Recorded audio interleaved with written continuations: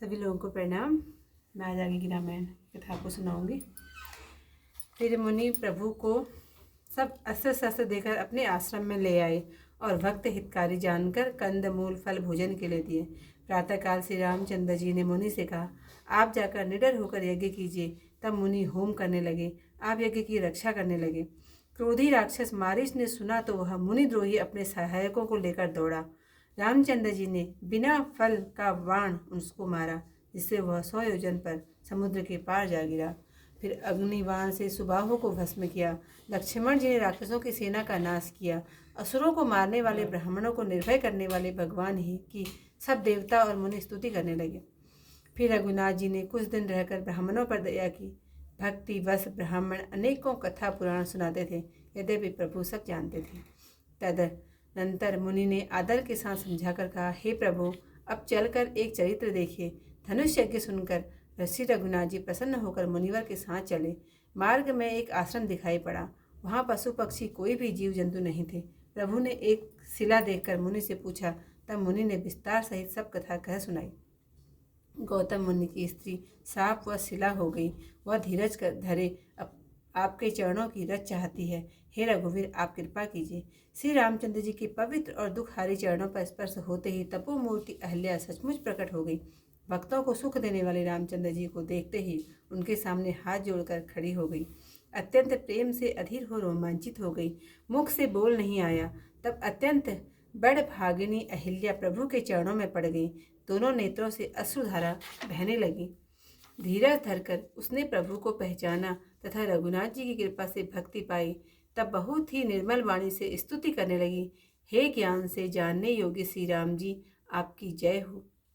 मैं अपवित्र स्त्री हूँ। आप जगत को पवित्र करने वाले, रावण के शत्रु और अपने भक्तों को सुख देने वाले, हे कमल नयन, हे संसार के भय को दूर करने वाले, मैं आपकी शरण में हूँ, मेरी रक्षा कीजिए। मुनि ने जो श्राप दिया सो बहुत भला किया। मैंने उसे बड़ी कृपा समझी, क्योंकि संसार से छुड़ाने वाले श्री हरि को नेत्र भरकर मैंने देखा। इसी को शिवजी सबसे बड़ा लाभ समझते हैं। हे प्रभु, मैं बुद्धि की भोली हूँ। हे नाथ, मैं वर नहीं मांगती, केवल यही चाहती हूँ कि आपके चरणों की रज के रस को मेरा मन भौरे के समान प्रेम से पान किया करे। जिन चरणों से परम पवित्र श्री गंगा जी उत्पन्न हुई, जिन्हें शिवजी ने अपने सिर पर धारण किया, जो चरण ब्रह्मा जी पूजते हैं, हे कृपालु, वे चरण आपने मेरे सिर पर रखे। इस भांति स्तुति करने गौतम पत्नी अहिल्या बारंबार प्रभु के चरणों पर गिरकर मनोवांछित वरदान पाकर आनंद से भरी प्रतिलोक को चली गई। दीनदयाल भगवान बिना कारण ही सब पर कृपा करते हैं। ऐसे प्रभु भगवान को हे मूर्ख तुलसीदास, कपट जंजाल को छोड़कर भज। मुनि के साथ श्री रामचंद्र जी और लक्ष्मण जी चले। वे वहाँ गए जहाँ संसार को पवित्र करने वाली श्री गंगा जी थी। फिर गंगा जी की उत्पत्ति की कथा श्री रामचंद्र जी ने विश्वामित्र से सिर नवाकर पूछी। मुनि ने कहा, हे राम जी, आपके ही कुल में एक राजा हुए, जिनका नाम सगर जगत में विख्यात है। उनके सुकुमारी और अत्यंत प्रिय 2 रानियां केसनी और सुमति नाम की थी। राजा के सर्व सुख और संपत्ति थी, परंतु पुत्र न होने के कारण राजा दुखी थे। हे रघुनाथ जी, एक समय पुत्र के हेतु राजा दोनों रानियों के साथ बन गए, जहाँ अनेक फलों से युक्त सघन वृक्ष थे, जहाँ तेज निधान भृगु मुनि का आश्रम था।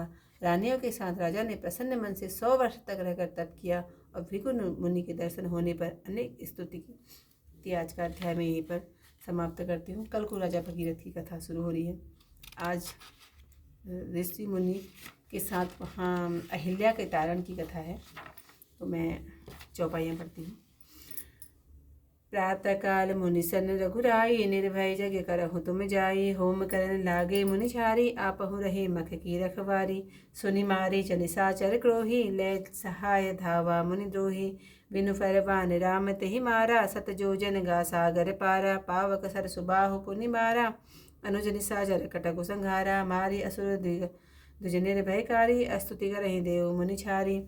तहाँ पुनि कछुक दिवस रघुराया, रहे कीन विप्रन परदाया। भगति हेतु बहु कथा पुराना, कहे विप्र यद्यपि मुनि बहु जाना। तब मुनि सादर कहा बुझाई, चरित एक प्रभु देखे जाई। धनुष यज्ञ सुनि रघुनाथ, रघुकुल नाथा। हर्ष चले मुनिवर के साथा। आश्रम एक दिख मग माही, खग मृग जीव जंतु तह नाही। पूछा मुनि शिला प्रभु देखी, सकल कथा मुनि कहा विशेषी। गौतम नारी श्राप वसा उपल देह धरि धीर। चरण कमल रज चाहती कृपा करहु रघुवीर। पर सत पद पावन शोक न सावन प्रकट भई। तब पुंज सही देखत रघुनायक जन सुखदायक। सनमुख होई कर जोरी रही अति प्रेम अधीरा। पुलक शरीरा मुख नहीं आवई वचन कहीं। अतिशय बड़ भागी चरण निलागी। जुगल नयन जल धार बही।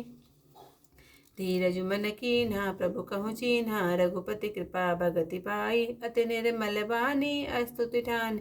ज्ञान गम्य जय रघुराई। मैं नारी अपावन प्रभु जग पावन। रावण रिपुजन सुखदाई। राजीव विलोचन भव भय मोचन पाहि पाई। सर नहीं आई पुण्य साप जो दीना। अति बल कीना परम अनुग्रह में माना। देखे भरि लोचन हरि भव मोचन। यही लाभ शंकर जाना। विनती प्रभु मोरी मैं मति भोरी। नाथ न मागहु वर आना। पद कमल परागा रस अनुरागा। मम मन मधुप करे पाना। जहि पद सुर सरिता परम पुनीता। प्रकट भई शिव शीस धरी। सोई पद पंकज जय पूजत अज मम सिर धरे हूँ कृपाल हरि। यही बात सिधारी गौतम नारी। बार बारी हरि चरण परी। जो अति मन भावा सोवर पावा। गए पति लोक आनंद भरी।